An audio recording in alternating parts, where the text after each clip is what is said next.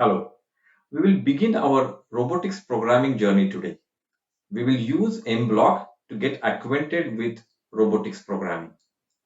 MBlock is a graphical programming tool that uses blocks that can be dragged and dropped into a programming canvas to create an Arduino code. The graphical nature of MBlock makes it a fun tool to use, while the intuitive blocks from CurioFire's MBlock extension are very easy to learn.